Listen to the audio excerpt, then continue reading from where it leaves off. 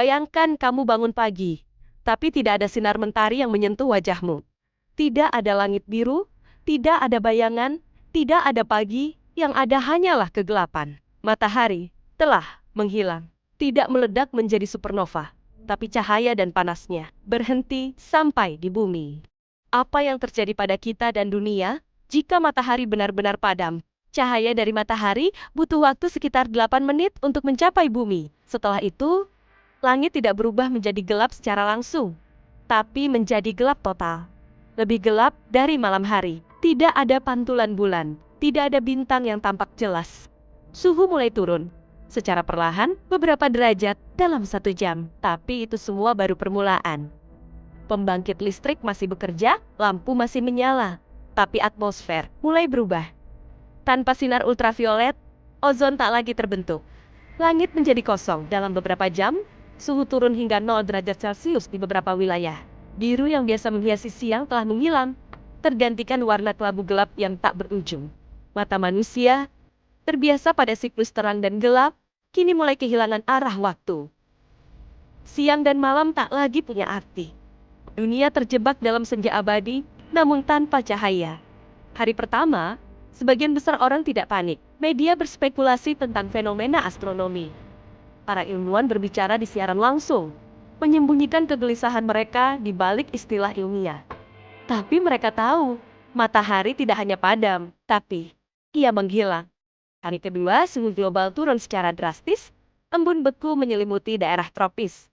Tanaman yang menggantungkan hidup pada fotosintesis mulai mati secara perlahan.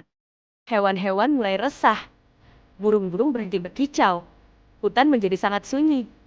Hari kelima, langit mulai memuntahkan kristal es di tempat-tempat yang seharusnya hangat. Salju turun di padang pasir. Lautan memantulkan kegelapan seperti cermin hitam, diam dan menakutkan. Perubahan tekanan atmosfer memunculkan angin liar yang tak menentu, membawa dingin dan ketakutan ke tiap sudut bumi. Hari ke-7, kesunyian mulai terjadi. Kota-kota besar berubah menjadi beku dan suram.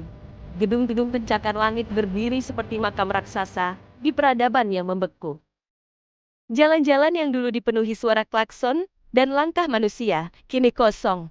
Hanya menyisakan jejak-jejak kaki yang telah membeku. Di balik jendela rumah-rumah yang membeku, manusia bertahan dengan segala cara. Genset berbahan bakar fosil menyala putus-putus dan mulai kehabisan suplai. Api unggun dinyalakan di dalam ruang tamu, menyulap sofa dan meja makan menjadi bahan bakar terakhir. Mereka yang lebih beruntung memiliki ruang bawah tanah, lilin, dan makanan kaleng. Yang lain hanya memiliki doa atau diam, menanti yang tak pasti.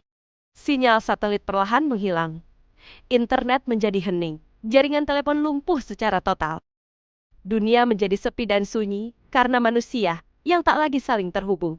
Di antara mereka, ada yang mulai percaya ini adalah hukuman, atau inilah akhir dari peradaban manusia.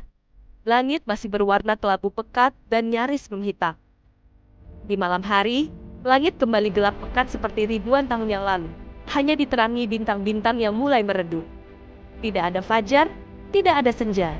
Jam biologis rusak. Orang-orang tidur tanpa tahu kapan mereka harus bangun. Hari-hari terasa seperti mimpi panjang yang tak pernah selesai.